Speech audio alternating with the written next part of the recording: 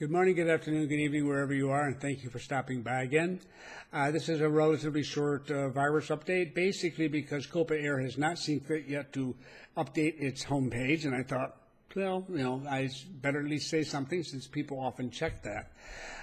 The date for the opening of Tocumen International Airport has been moved back now to August 22nd. So we've got another month, basically, has been added on, and that's it. So we will wait until that period comes. Now, I want to stress something with you. This is not just Panama. If you look at the map and giving the status of airports or what have you, I talked about a couple of weeks ago, nothing's changed. Mexico is still wide open. Some countries like Ecuador and Brazil and whatever have some restrictions on it, but there are a variety of different kinds. I don't even know all the details. But the great majority of nations in Central and South America, Latin America generally, are closed. They're restricted. They're just not taking flights. So it's not just us. This whole region has been late in receiving the virus simply because we're about as far away from its initiation point as you can get. And flights from Asia, at least certainly those, the one and only to this particular country, stopped immediately when the word got out initially. And it was a very small flight anyhow. So the sum result is that all of us sort of experienced it later in the game, and everyone's working their best to try to deal with it as they can.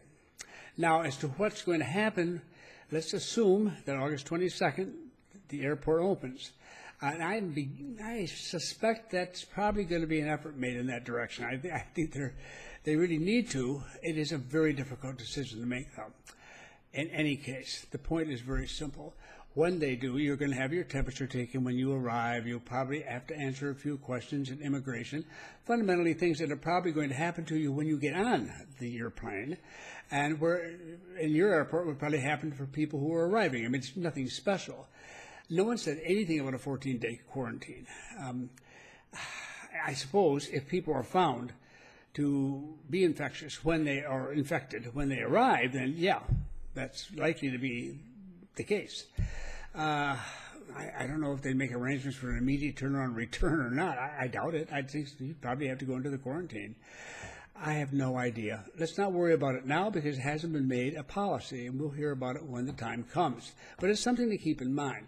One thing's almost certain to happen, and that will be the mandatory use of masks when in public. And that is the way that it is here. We really take that very seriously, and you should too. This is not, and we hear people having arguments, getting into fights, for God's sakes, violence, over something like this. Don't bring that down. We do not want it, and we won't tolerate it. And, you have to understand, this is a family-oriented society. It's not unusual for a household to have 4 generations. Grandma will be 75, mom 50, oldest daughter 25, baby. That's 4 generations and under the same roof. Now, that's not everybody, but there's still a large number of people in this country who operate that way, and they do it because that's the way they want it. I've known middle-aged people with children who have stayed with their parents, or at least one set of those parents, for years thereafter, and never even thought twice about it, and then had their own children.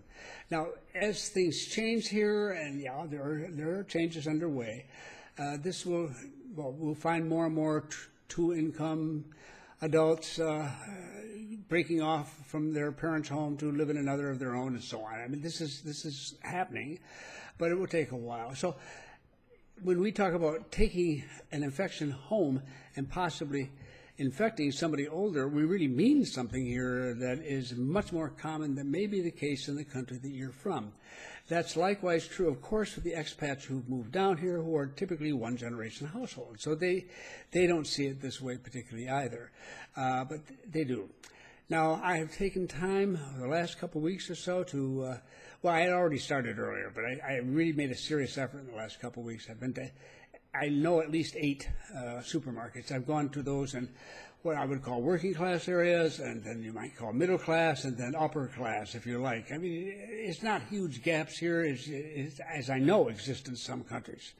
But there are definitely differences between them in terms of the variety and so forth. And the prices are cheaper, perhaps at the working class store, but the less expensive varieties are what are on sale, that sort of thing. But they're clearly distinctly different than each other in certain ways. But all of them, people stand in line. They're patient. They get to the front of the line, they get their temperature taken, they step onto a special mat to disinfect their shoes, and then they proceed. And they're wearing, believe me, they're wearing masks. You don't get into a store without a mask, period. So in they go, and people are very polite. I'm just very impressed. They generally keep their distance and check out. When you're wandering around in the store, of course, you can pass within 6 feet or 2 meters of each other, and that's just the way it is. But generally speaking, I haven't had a single person be impolite at all to me anywhere I go. I've not seen one insult or one angry person or one anything other than people going about their business and getting things done and going and just doing it.